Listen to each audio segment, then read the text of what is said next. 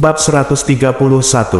Ling Hu Chong melihat bahwa pedang itu berbadan lebar dan digunakan oleh aliran Songshan, dan bertanya, yang mana dari aliran Songshan? Pria itu berkata, penglihatanmu bagus, saya disiu dari aliran Songshan. Ternyata kakak senior Di, yang jarang bertemu. Saya tidak tahu apa yang Anda lakukan ketika Anda datang ke gunung kami. Disiu berkata, Master-master sekte memerintahkan saya untuk memeriksa Huasan untuk melihat apakah murid-murid sekolah Huasan sama baiknya dengan rumor di luar. Hei, saya tidak pernah berpikir bahwa begitu saya pergi ke Huasan, saya akan mendengar kata-kata tulus Anda dan bajingan ini. Tian Boguang memarahi, pencuri. Anjing, hal baik apa yang kamu miliki dari sekolah Songshan? Kamu tidak memeriksa dirimu sendiri, tetapi kamu ikut campur dalam urusan orang lain. Disiu mengangkat kakinya, menendang keras kepala botak Tian Bo dengan keras, dan berteriak, kamu sekarat, dan mulutmu masih kotor. Tian Bo Guang berkata, pencuri anjing, pencuri bau, pencuri ibu yang jujur, dan dimarahi tanpa henti.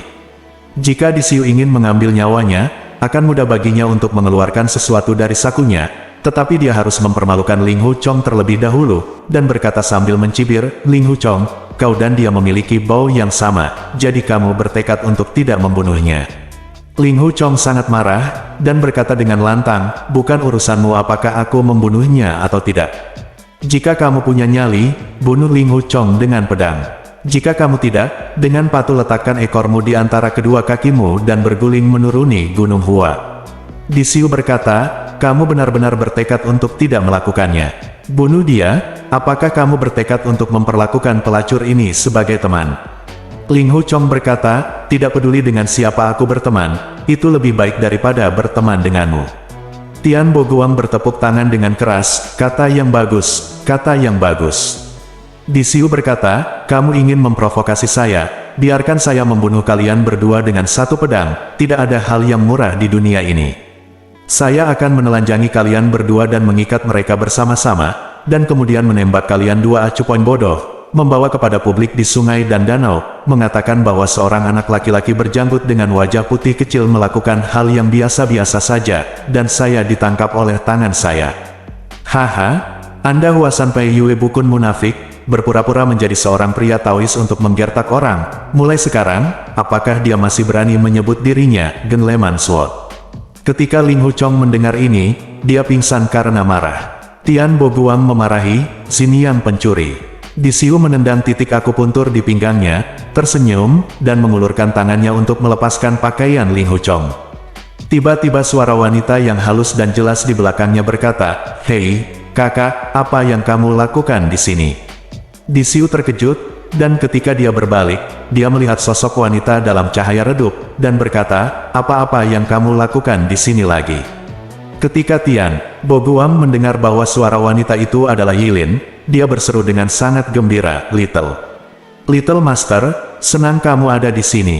Bajingan ini akan, Ling Hu. Dia awalnya ingin mengatakan, pencuri sini yang ingin membunuhku, tetapi kemudian berubah pikiran. Aku, ini tidak memiliki bobot di hati Yilin, jadi dia segera mengubahnya menjadi, saudaramu Ling Hu. Yilin mendengar bahwa orang yang tergeletak di tanah ternyata adalah Ling Hu Chong, jadi dia tidak terburu-buru, dia bergegas maju dan memanggil, kakak Ling Hu, apakah itu kamu? Jari-jarinya hendak menyentuh pakaiannya, ketika tiba-tiba kera belakang dikencangkan, dan tubuhnya sudah terangkat. Beberapa kaki dari tanah, Disiu ketakutan, dia membanting siku kanannya ke belakang, tetapi meleset, diikuti dengan tendangan dengan kaki kirinya, dan kemudian itu kosong. Dia bahkan lebih ketakutan, dan memutar tangannya untuk meraihnya. Pada saat ini tenggorokannya dicekik oleh tangan besar, dan sulit bernafas, dan seluruh tubuhnya tidak memiliki kekuatan. Ling Hu Chong bangun dengan santai, hanya untuk mendengar suara seorang wanita memanggil dengan cemas, kakak Ling Hu, kakak Ling Hu. Samar-samar sepertinya itu adalah suara Yilin. Dia membuka matanya, di bawah cahaya bintang yang redup, dia melihat wajah oval putih dan cantik di depannya, tapi siapa itu bukan Yilin. Hanya sebuah suara nyaring yang berkata, Liner, apakah ini hantu sakit Ling Hu Chong? Ling Hu Chong mengikuti suara itu dan melihat ke atas, dia tidak dapat menahan keterkejutannya, dan melihat seorang biksu yang sangat gemuk dan tinggi, yang terlihat seperti besi, menara berdiri lokal. Biksu ini setidaknya setinggi 7 kaki, dengan tangan kiri terentang, dia mengangkat Disiu ke udara. Anggota tubuh Disiu lemas dan tidak bergerak, dan dia tidak tahu apakah dia hidup atau mati. Yilin berkata, "Ayah, dia adalah kakak senior Ling Huchong, bukan orang sakit." Ketika dia berbicara, matanya masih tertuju pada Ling Huchong, dengan tatapan cinta dan kasih sayang di matanya, seolah-olah dia ingin mengulurkan tangan untuk menyentuh pipinya, tapi aku tidak berani. Ling Huchong sangat terkejut, dan berpikir, kamu adalah biksuni kecil, mengapa biksu besar ini disebut ayah? Biksu itu memiliki seorang putri, yang sudah mengejutkan, dan putrinya adalah seorang biksuni kecil, yang lebih aneh lagi. Biksu gendut itu tertawa dan berkata, kamu memikirkan Ling Huchong ini siang dan malam, dan aku hanya tahu bahwa dia adalah pahlawan yang begitu tinggi. Tetapi ternyata dia adalah bisul kecil yang tergeletak di tanah, berpura-pura mati, diintimidasi dan tidak bisa melawan. Saya tidak ingin dia menjadi orang yang sakit. Menantu laki-laki, mari kita abaikan dia, ayo pergi sekarang. Malu dan cemas, Yilin berkata dengan marah, siapa yang berpikir tentang itu siang dan malam?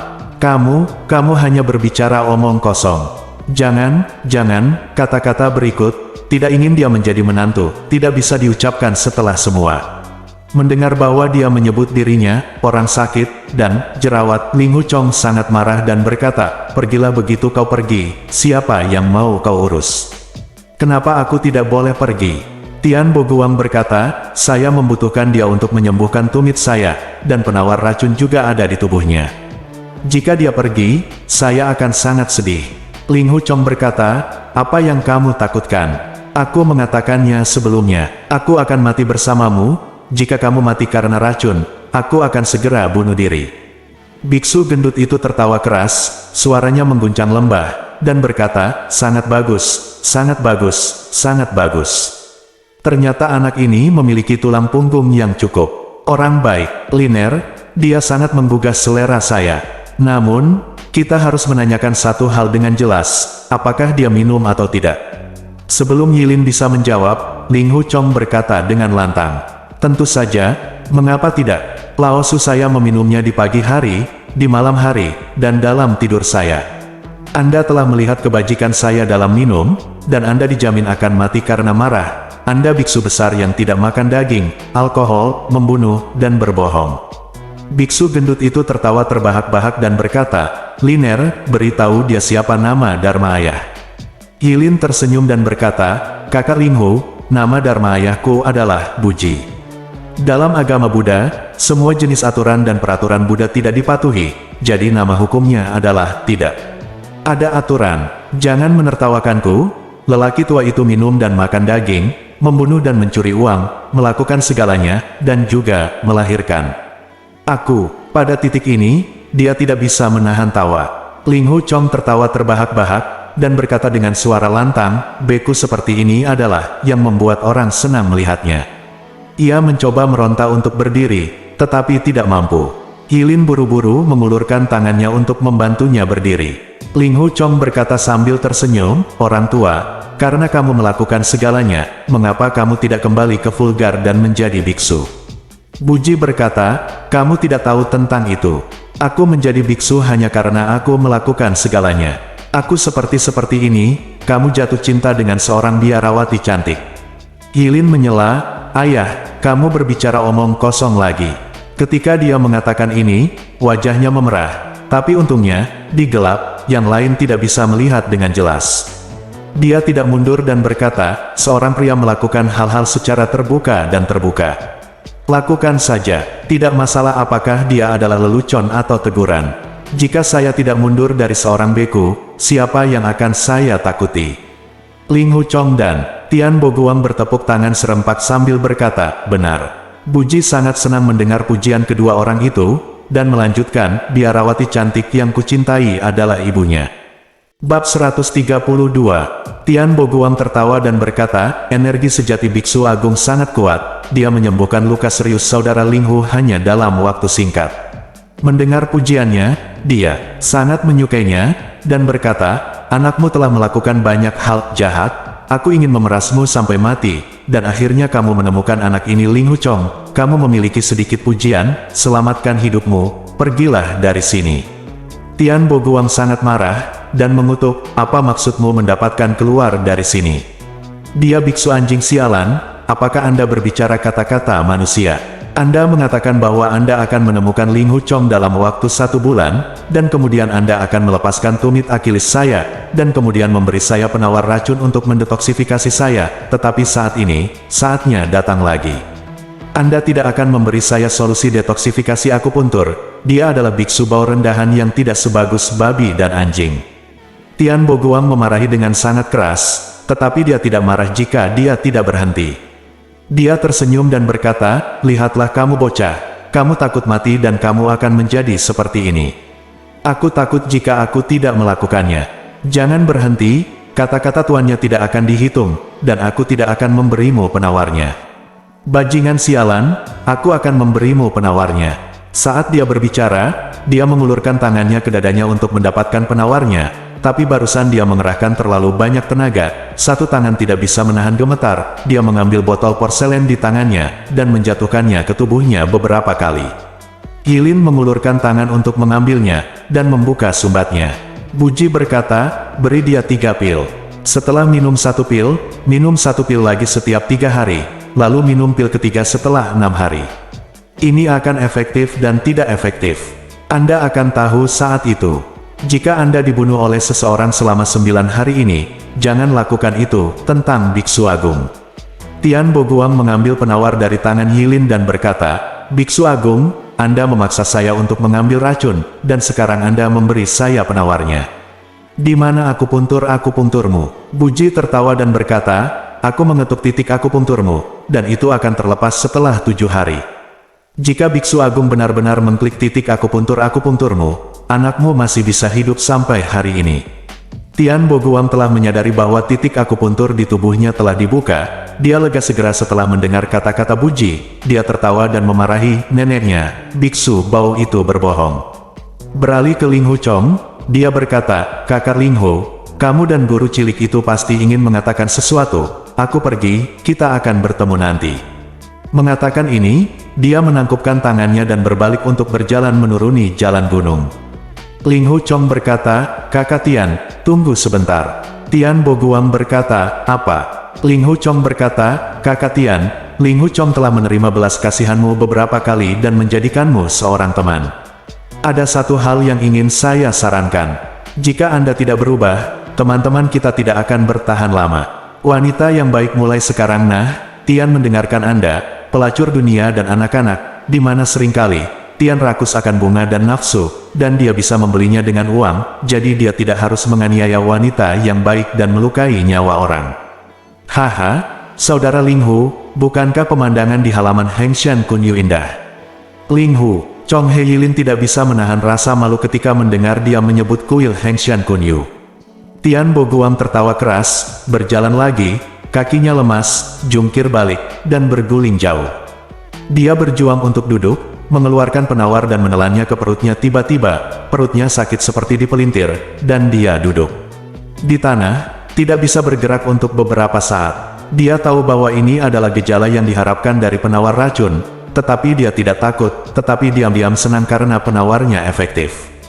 Baru saja, Biksu Buji menyuntikkan 2 zenki yang sangat kuat ke dalam tubuh Ling Hu Chong, menekan 6 zenki dari 6 dewa lembah persik. Ling Hu Chong merasakan gangguan di dadanya hilang, dan kekuatan muncul dari kakinya. Dia sangat senang, dan berjalan maju, membungkuk dengan hormat kepada Buji, dan berkata, terima kasih Tuan, karena telah menyelamatkan nyawa junior ini.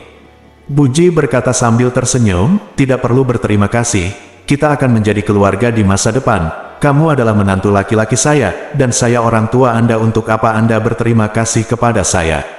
Yilin tersipu dan berkata, ayah, kamu berbicara omong kosong lagi. Buji bertanya-tanya, hei, mengapa kamu berbicara omong kosong? Kamu memikirkannya siang dan malam, bukankah kamu ingin menikah dengannya sebagai seorang istri? Bahkan jika kamu tidak bisa, bukankah kamu ingin memiliki seorang biarawati kecil yang cantik bersamanya? Yilin meludah, aku tua dan tidak jujur, siapa? Saat ini, hanya suara langkah kaki di jalan gunung yang terdengar, keduanya naik gunung berdampingan, itu adalah Yue Bukun dan Yue Lingshan ayah dan anak perempuan. Ling Hu Chong terkejut dan gembira ketika melihatnya. Ia bergegas maju untuk menyambutnya, dan berteriak, "Tuan, suster, Anda kembali lagi." "Di mana Nyonya?" Yue Bukun tiba-tiba melihat Ling Hu Chong dalam keadaan baik. Dia sepertinya dia sekarat kemarin. Dia sangat sedih. Huan Si, yang tidak punya waktu untuk bertanya, menundukkan tangannya kepada Biksu Buji, dan bertanya, "Siapa nama guru ini? Ketika saya datang ke tempat saya, apa bisakah saya melihat dan mengajar?" Buji berkata, "Saya dipanggil Biksu Buji. Saya di sini untuk menemukan menantu saya ada di sini." Dia menunjuk ke arah Ling Hu Chong. Dia terlahir sebagai tukang daging, dan dia tidak tahu sopan santun Wen Chao. Yue Bukun dengan rendah hati berkata, "Datanglah ke tempatku." Dan dia berkata, "Datanglah ke tempatku," sama saja. Yue Bukun tidak tahu detailnya, dan ketika dia mendengar dia berkata, dia sedang mencari menantu. Dia pikir dia ingin menggoda dirinya sendiri. Dia marah di dalam hatinya, tetapi wajahnya tetap tenang, dan berkata dengan tenang, "Tuan, Anda bercanda." Melihat Yilin datang untuk memberi hormat, berkata, "Keponakan Yilin, Anda tidak perlu sopan. Apakah Anda datang ke Huasan? Apakah Anda mengikuti perintah tuanmu?" Yilin tersipu sedikit, dan berkata, "Tidak. Aku." Yue Bukun mengabaikannya, menoleh ke Tian Boguang, berniat bertanya. Tian Boguang menangkupkan kedua tangannya dan berkata, "Tuan Yue, saya akan pergi ke Tian Boguang." Yue Bukun berkata dengan marah, "Tian Boguang, muridmu Ling Hu Chong, jadi aku mengambil 2 muatan anggur dan pergi ke gunung. Minumlah dengan dia, maka kamu tidak perlu terlalu berani." Wajah Yue Bukun menjadi semakin serius, dan berkata, "Di mana araknya?" Tian Boguang berkata, "Aku minum dengan bersih bersamanya di tebing Siguo." Yue Bukun Kun menoleh ke arah Ling Hu Chong dan bertanya, "Apakah ini benar?" Ling Hu Chong berkata, "Guru, alasannya adalah ceritanya panjang, dan aku harus menunggu muridku melaporkannya perlahan-lahan." Yue Bukun berkata, "Tian Boguang datang ke Huasan, dan dia punya waktu berapa hari?" Ling Hu Chong berkata, "Sekitar setengah bulan." Yue Bukun berkata, "Selama setengah bulan ini, dia berada di Gunung Hua." Ling Hu Chong berkata, "Iya." Yue Bukun berkata dengan tajam, "Kenapa?" "Gunung waktu itu." Yue Bukun berkata, "Kemana aku dan Nyonya pergi?" Ling Hu Chong berkata, "Pergilah ke sekitar Chang'an dan kejar Tuan Tian." Yue Bukun bertanya. Bukun mendengus, dan berkata, "Tian Jun? Tian Jun. Karena kamu tahu bahwa pria ini sama jahatnya dengan gunung, mengapa kamu tidak menghunus pedangmu dan membunuhnya? Bahkan jika kamu tidak bisa melawannya, kamu harus membunuhnya. Mengapa kamu serakah untuk hidup dan takut mati?" Dia berteman dengannya. Tian Boguang duduk di tanah, masih tidak dapat berjuang untuk bangun, menyela, "Saya tidak ingin membunuhnya. Apa yang bisa dia lakukan? Mungkinkah karena dia tidak bisa melawanku, maka dia menghunus pedangnya dan bunuh diri?" Yue Bukun berkata, "Dalam hidupku, di depanmu, masih ada ruang bagimu untuk berbicara." Siang Ling Hu Chong berkata, "Pergilah dan bunuh dia." Yue Lingshan mau tidak mau menyela, "Ayah, kakak terluka parah, bagaimana dia bisa bertarung dengan orang lain?" Yue Bukun berkata, "Jangan bilang dia tidak terluka. Apa yang kamu khawatirkan? Jelas saya ada di sini, bagaimana saya bisa membiarkan penjahat ini menyakiti murid saya?" Dia tahu Ling Hu Chong licik dan bijaksana, dan dia membenci kejahatan sepanjang hidupnya. Belum lama ini, dia terluka oleh pedang Tian Boguang. Mengatakan bahwa dia akan pergi untuk berteman dengan pelacur besar ini, dia pasti tidak akan melakukannya. Dia berharap bahwa dia akan menjadi tak terkalahkan, jadi dia ingin melawan akal. Tidak benar-benar marah bahwa pelacur ini berteman dengannya, dia hanya memerintahkan dia untuk membunuhnya di masa lalu, tidak hanya untuk menghilangkan kerugian besar di Jianghu, tetapi juga menjadi anak kecil atas nama itu. Diperkirakan Tian Boguang terluka parah, meskipun dia bisa melawan Ling Hu Chong, dia tidak bisa melawan pedangnya sendiri. Bab 133. Tanpa diduga, Ling Hu Chong berkata, "Guru, saudara Tian ini telah berjanji kepada murid ini bahwa dia akan mengubah masa lalunya mulai sekarang dan tidak pernah melakukan apapun yang menghina wanita dari keluarga baik-baik. Murid tahu bahwa dia menepati janjinya, jadi mengapa tidak?" Yue Bukun dengan tegas berkata, "Kamu, bagaimana kamu tahu bahwa dia menepati janjinya? Bagaimana dia bisa menepati janjinya dan menepati janjinya dengan penjahat yang pantas mati? Berapa banyak nyawa tak berdosa yang telah dia lukai dengan ini pisau?" Orang seperti ini tidak membunuh, saya belajar seni bela diri, mengapa saya datang ke sini? Saner, berikan pedang itu kepada kakak senior. Yue Lingshan menjawab, ya. Gagang ke Ling Hu Chong. Ling Hu Chong berada dalam situasi yang sulit, dia tidak pernah berani untuk tidak mematuhi perintah gurunya, tetapi dia berjabat tangan dengan Tian Boguang sebelum dia meninggal, itu dianggap sebagai persahabatan, apalagi dia telah berjanji untuk mengubah masa lalunya untuk selamanya. Ini seseorang telah melakukan kejahatan di masa lalu, tetapi apa yang dia katakan pasti akan menghitung, tidak adil untuk membunuhnya saat ini. Dia mengambil pedang dari Yue Lingshan, berbalik dan berjalan menuju Tian Boguang dengan terhuyung-huyung. Setelah berjalan belasan langkah, berpura-pura terluka parah, kakinya tiba-tiba menjadi lemah, lutut kirinya ditekuk, dan dia melemparkan dirinya ke depan dengan letupan. Pedang panjang ditusukkan ke betis kirinya. Tidak ada yang mengharapkan ini, dan mereka hanya bisa berseru. Yilin dan Yue Lingshan berlari ke arahnya pada saat bersamaan. Yilin hanya mengambil satu langkah dan kemudian berhenti, mengira dia adalah seorang murid Buddha. Bagaimana dia bisa menunjukkan kasih sayang seperti itu kepada seorang pemuda di depan umum? Tapi Yue Lingshan bergegas ke sisi Ling Hu Chong, dan berteriak, "Tuan saudara, ada apa denganmu?" Ling Hu Chong menutup matanya dan tidak menjawab. Yue Lingshan menggenggam gagangnya dan mengeluarkan pedang panjang itu, darah menyembur dari lukanya. Dia dengan santai mengeluarkan obat luka emas keluarganya dari dadanya, dan mengoleskannya ke luka di kaki Ling Hu Chong.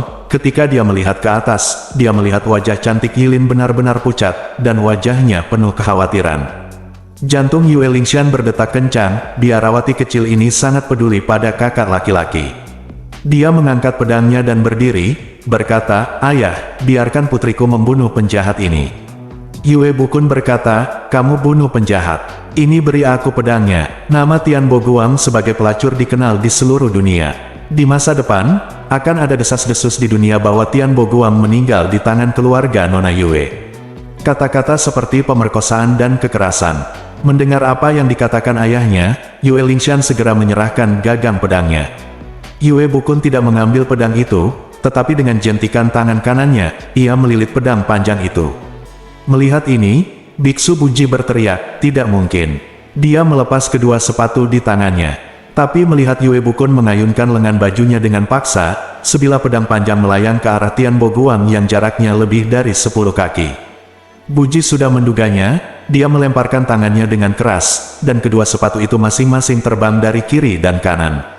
Pedang itu berat dan sepatunya ringan, dan pedang panjang itu diayunkan terlebih dahulu. Tetapi aneh untuk mengatakan bahwa kedua sepatu biksu itu, yang tidak dijaga, datang lebih dulu, lalu berbalik dan meraih gagang pedang dari kiri dan benar, menyeret pedang panjang itu dengan paksa. Ia terbang keluar beberapa sang, lalu habis dan tertancap di tanah. Sepatu kedua biarawan itu tergantung di gagang pedang, bergetar dengan tubuh. "Pedang!" Buji berteriak, "Ups, ups, Liner, ayah menggunakan banyak energi internal untuk menyembuhkan luka menantunya hari ini." Pedang panjang itu terbang setengah jalan dan kemudian jatuh. Seharusnya terbang 2 kaki di depan tuan menantu laki-laki, membuatnya takut, sayang. Ayah biksumu kali ini sangat memalukan, dia sangat malu. Yilin melihat wajah Yue Bukun yang tidak baik, dan berkata dengan suara rendah, "Ayah, jangan katakan itu." Dia melepas sepatu kedua biksu dari gagang pedang, menghunus pedang panjang, ragu-ragu, mengetahui bahwa niat Ling Hu Chong bukanlah untuk membunuh Tian Boguang, jika Yue Lingshan mengembalikan pedangnya, dan dia pergi untuk menyerang Tian Boguang lagi, bukankah Ling Hu Chong akan terluka? Yue Bukun mengayunkan pedang panjang berlengan kungfu, berniat untuk menusukkan pedang Tian Boguang ke jantungnya, tetapi dia tidak pernah menyangka bahwa kedua sepatu biksu milik Biksu Buji memiliki kekuatan seperti itu, dan kekuatannya sangat cerdik. Biarawan ini berteriak keras, menyebut dirinya ayah dari biarawati kecil itu, dan menyebut Ling Hu Chong menantunya, berbicara omong kosong. Dia tampak seperti biksu gila, tetapi seni bela dirinya sangat bagus. Ia juga mengatakan bahwa pengobatan Ling Hu Chong barusan membutuhkan tenaga yang sangat besar. Jika bukan karena ini, bukankah akan lebih buruk lagi? Meskipun saya tidak menggunakan keterampilan sihir Zixia sekarang dengan jentikan lengan baju saya, jika tidak, saya mungkin tidak akan kalah dari biksu itu. Tetapi jika master terkenal melewatkan satu pukulan, bagaimana dia bisa mencoba lagi? Dia melengkungkan kedua tangannya dan berkata, "Saya mengagumi, saya mengagumi." Karena Tuan bertekad untuk melindungi penjahat ini, tidak nyaman bagi saya untuk menyerang hari ini. Apa niat Tuan? Yilin mendengar dia berkata bahwa Tian Bo Guang tidak akan dibunuh lagi hari ini, dan segera memegang tangannya secara horizontal pedang, berjalan ke Yue Lingshan, membungkuk sedikit, berkata, "Kakak, kamu." Yue Lingshan mendengus, meraih gagang pedang, tanpa melihatnya, dan letakkan pedang kembali ke sarungnya dengan sekejap. Metodenya sangat bersih dan rapi. Biksu Buji tertawa terbahak-bahak, dan berkata, "Gadis yang baik, gerakan ini sangat tampan." Sambil menoleh ke arah Ling Hu Chong, dia berkata, "Menantu kecil, ayo pergi sekarang. Adik juniormu sangat tampan, kamu dengan putranya, saya tidak khawatir." Ling Hu Chong berkata, "Guru suka bercanda, tetapi kata-kata seperti itu akan merusak reputasi Heng Shan dan Huasan, tolong tutup mulut." Buji berkata dengan heran, "Apa? Sangat mudah untuk menemukanmu dan menyelamatkan hidupmu, tetapi kamu menolak menikah dengan putriku." Ling Hu Chong berkata dengan serius, "Kebajikan guru dalam menyelamatkan satu sama lain, Ling Hu Chong tidak akan berani atau melupakannya selama sisa hidupnya." Sekolah Heng Shan Saudari Yilin memiliki peraturan yang ketat, jika guru menceritakan lelucon konyol seperti itu lagi, Ding Xian dan Ding Yi, dua guru wajahnya pasti jelek. Buji menggaruk kepalanya dan berkata, "Liner, kamu, apa yang kamu lakukan dengan menantu laki-lakimu? Bukankah ini tidak bisa dijelaskan?" Yilin menutupi wajahnya dengan tangannya dan menangis, "Ayah, jangan katakan itu, jangan katakan itu. Dia adalah dia, aku adalah aku, apa bedanya?" "Wow!" teriak, dan bergegas menuruni gunung. Biksu Buji bahkan lebih bingung, tinggal sebentar, dan berkata, "Aneh.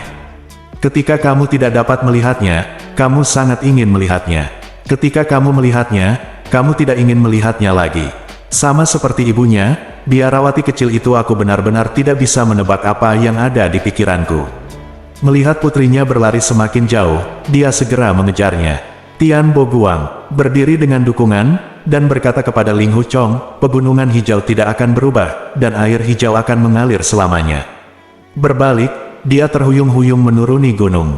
Yue Bukun menunggu Tian Bo Guang pergi, lalu berkata, "Conger, kau sangat setia pada penjahat ini."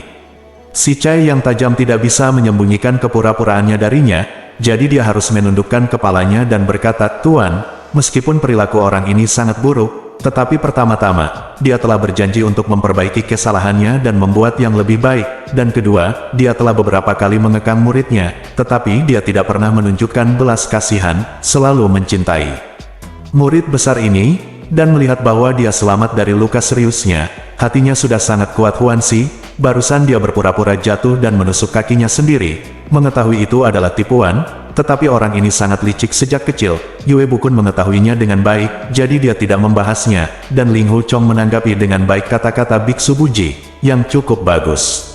Bab 134. Menurut pendapat saya, Tian Bo Guang mengesampingkan kasus ini untuk sementara waktu, dan mengulurkan tangannya dan berkata, "Di mana buku-buku itu?"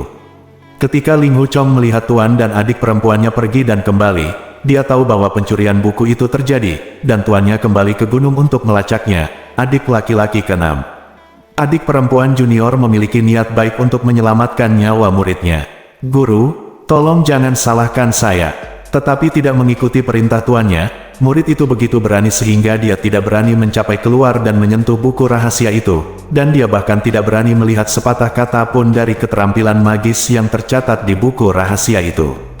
Yue Bukun berkata dengan senyum di wajahnya, "Seharusnya begitu. Bukan, begitu saya tidak ingin mengajari Anda. Hanya saja sekte kami sedang menghadapi peristiwa besar, dan waktunya mendesak, jadi saya tidak punya waktu untuk memberikan saran dengan tenang. Tetapi jika Anda membiarkan Anda belajar sendiri, saya takut kamu tersesat, dan akan ada bencana yang tak terduga." Setelah jeda, melanjutkan, "Biksu yang tidak menyerah itu gila, dan kekuatan internalnya sangat baik. Apakah dia melarutkan energi jahat dari 6 alam di tubuhmu? Bagaimana perasaanmu sekarang?" Ling Hu Chong berkata, "Keengganan dan kejahatan dalam tubuh murid semuanya telah hilang, dan semua jenis rasa sakit panas dan dingin telah hilang. Itu juga telah dihilangkan, tetapi tidak ada kekuatan di seluruh tubuh." Yue Bukun berkata, "Sembuh dari cedera serius, tentu saja kita lemah. Jika kita tidak membalas kebaikan guru, kita harus membayarnya." Ling Hu Chong menjawab, iya.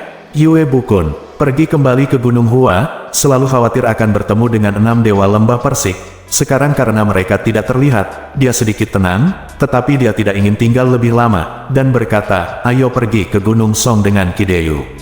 Chonger, bisakah kamu melakukan perjalanan jauh? Ling Hu Chong sangat gembira, dan berkata berulang kali, iya, iya, iya. Ketiga guru dan murid itu datang ke rumah kecil di sebelah Aula Zengqi. Yue Lingshan berjalan maju dengan cepat, mendorong pintu terbuka dan masuk, tiba-tiba berteriak, suaranya penuh kengerian. Yue Bukun dan Ling Hu Chong bergegas maju bersamaan.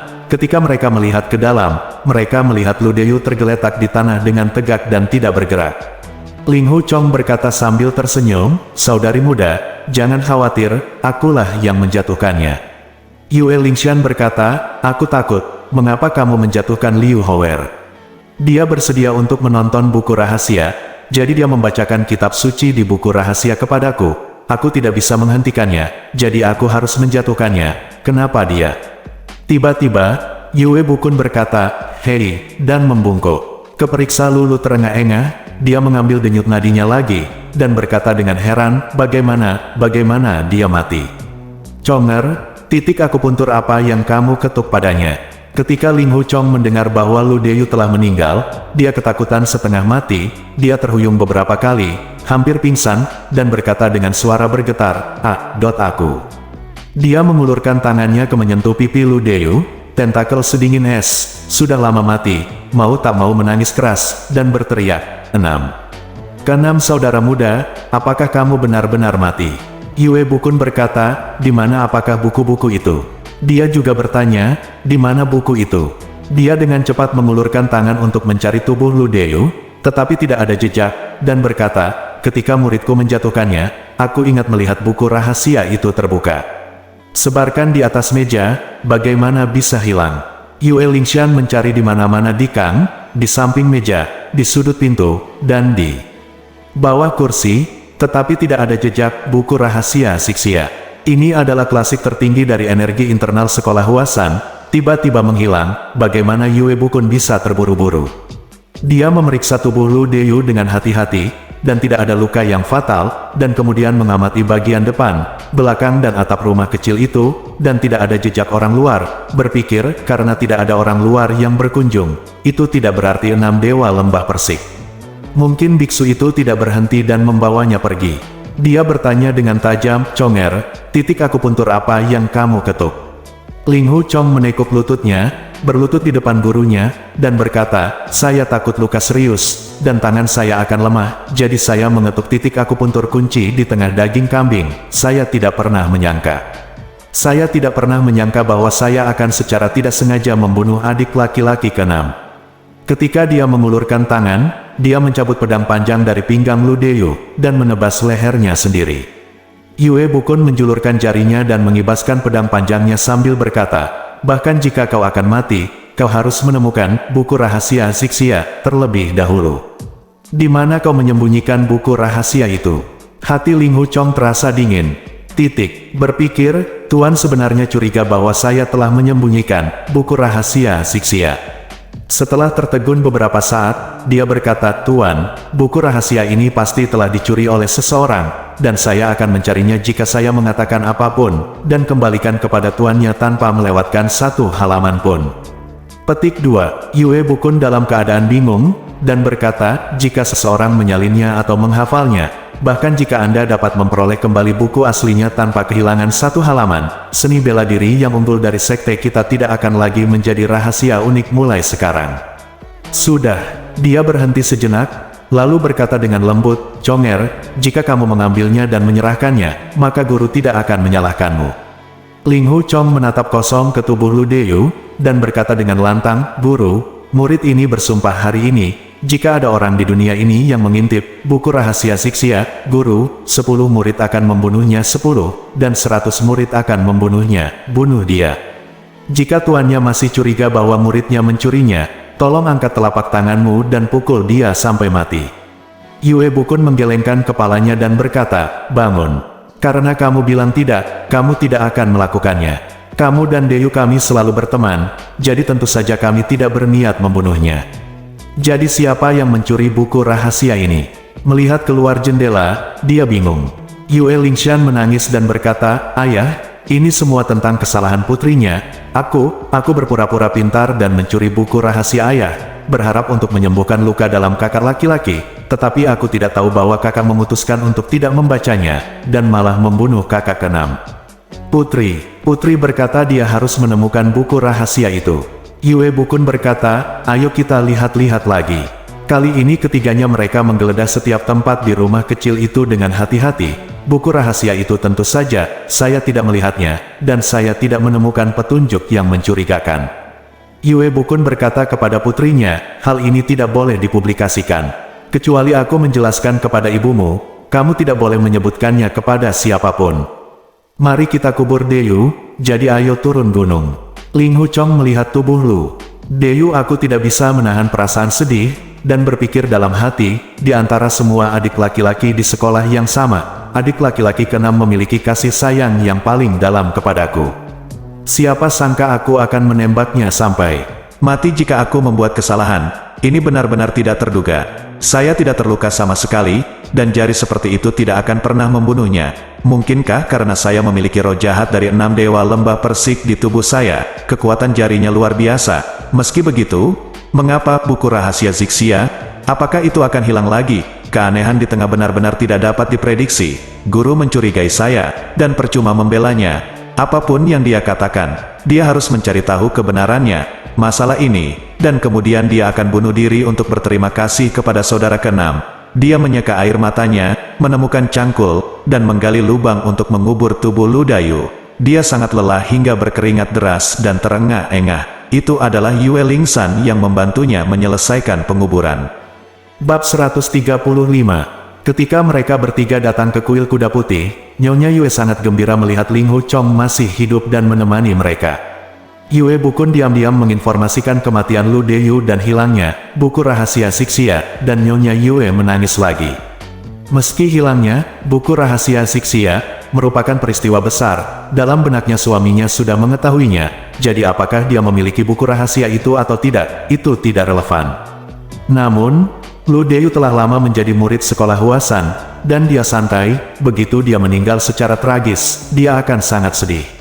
Para murid tidak tahu alasannya, tetapi mereka melihat Tuan, Nyonya, kakak laki-laki dan perempuan junior semuanya tampak murung, dan tidak ada yang berani berbicara atau tertawa keras. Saat itu, Yue Bukun memerintahkan Lao Denuo untuk menyewa 2 gerobak besar, satu untuk Nyonya Yue dan Yue Lingshan, dan satu lagi untuk Ling Hu Chong berbaring di dalamnya untuk memulihkan diri dari luka-lukanya. Rombongan menuju ke timur menuju Gunung Songshan. Hari ini, ketika kami tiba di kota Weilin, hari sudah hampir gelap, hanya ada satu penginapan di kota, dan sudah ada banyak tamu. Faksi Huasan memiliki anggota keluarga, jadi tidak nyaman bagi mereka untuk menginap. Yue Bukun berkata, "Mari kita pergi jauh lagi, dan membicarakannya di kota depan." Tak disangka, dalam jarak 3 mil, gerobak yang ditumpangi Bu Yue telah kehilangan porosnya dan tidak bisa melangkah lebih jauh. Nyonya Yue dan Yue Lingshan tidak punya pilihan selain keluar dari mobil dan berjalan.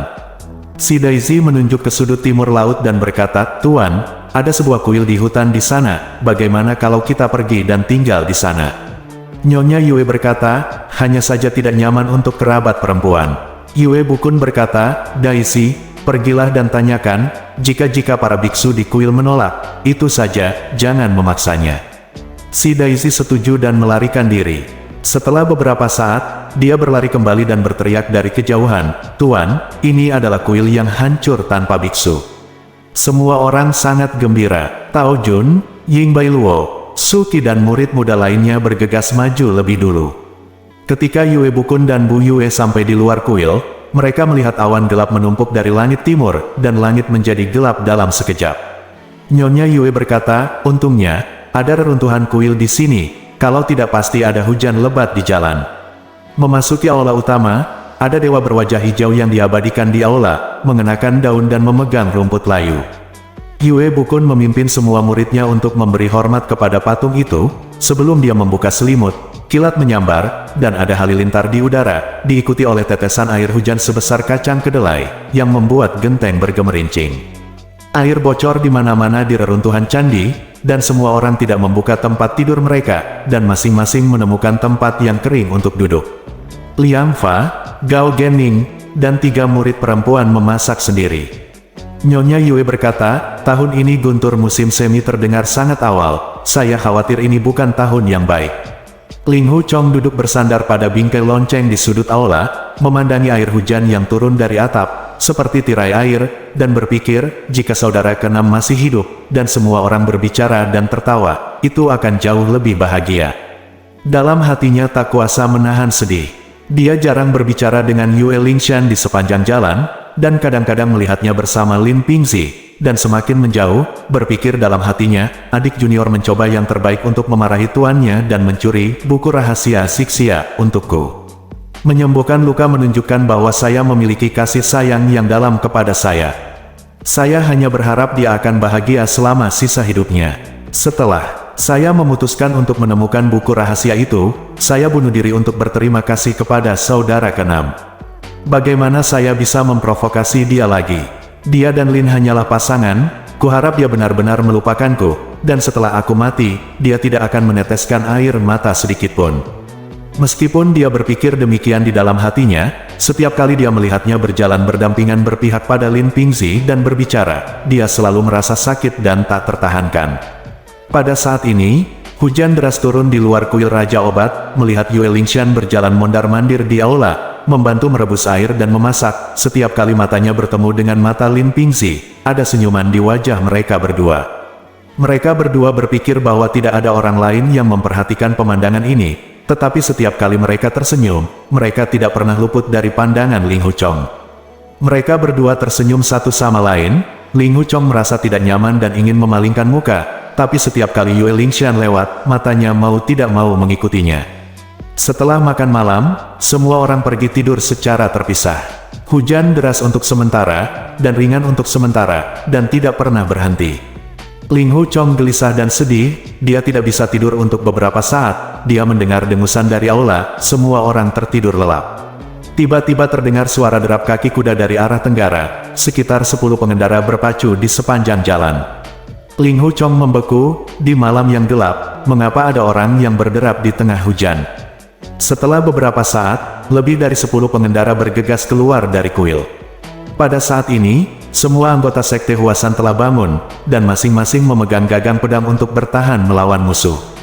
Mereka mendengar suara tapal kuda lewat di luar kuil dan perlahan-lahan pergi. Berbalik, lebih dari selusin berkendara keluar kuil dan berhenti bersama. Hanya suara jernih yang berseru, apakah Tuan Huasan Pai Yue ada di kuil? Ada yang ingin kami tanyakan.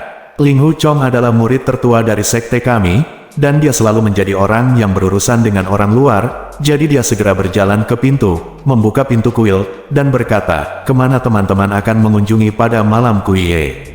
15 penunggang kuda dan kuda, 6 atau 7 dari mereka memegang lentera Kongming di tangan mereka, dan mereka semua menyinari wajah Ling Hu Chong. Dalam kegelapan, 6 atau 7 lampu bersinar pada saat yang sama, yang pasti menyilaukan. Langkah ini sangat tidak masuk akal, hanya dengan cahaya seperti itu, tampaknya pengunjung itu penuh permusuhan.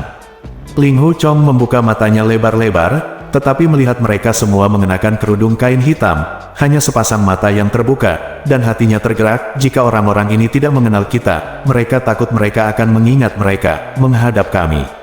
Dia hanya mendengarkan ke kiri orang pertama berkata, Tuan Yue Bukun, silahkan datang dan temui saya. Ling Hu Chong berkata, siapakah Anda? Guru. Orang itu berkata, siapa kami? Anda tidak perlu bertanya. Pergi dan beritahu tuanmu, saya mendengar bahwa faksi Huasan telah memperoleh pedang pengusir kejahatan dari Biro Pengawal Fuwei, dan saya ingin meminjamnya untuk dibaca. Ling Hu Chong menjadi marah dan berkata, faksi Huasan memiliki seni bela diri sendiri, dan kita membutuhkan seni bela diri orang lain. Apa gunanya buku panduan pedang? Jangan bilang kita tidak mengerti, bahkan jika kami mendapatkannya, yang mulia sangat tidak masuk akal, mengapa Anda masih memperhatikan sekolah Huasan? Pria itu tertawa, dan 14 orang lainnya juga tertawa. Suara itu menyebar jauh dari hutan belantara, suaranya nyaring dan jelas, jelas kekuatan batin setiap orang tidak lemah. Ling Hu Chong diam-diam terkejut, saya telah bertemu musuh yang kuat lagi malam ini. 15 orang ini tampaknya adalah pemain yang bagus. Tapi saya tidak tahu apa latar belakang mereka. Saya mendengar bahwa nama keluarga Fue Escort bocah dari Lin itu telah bergabung dengan Sekte Huasan. Dia mengagumi Tuan Jianyu, seorang pria dari Sekte Huasan. Karena kekuatan gaibnya dalam ilmu pedang, coba saya lihat. Ke-14 orang itu tertawa tanpa henti. Tetapi ucapan orang ini masih jelas dan keras, tidak tertutup oleh kebisingan, yang menunjukkan bahwa kekuatan internal orang ini lebih baik dari yang lain. Bersambung.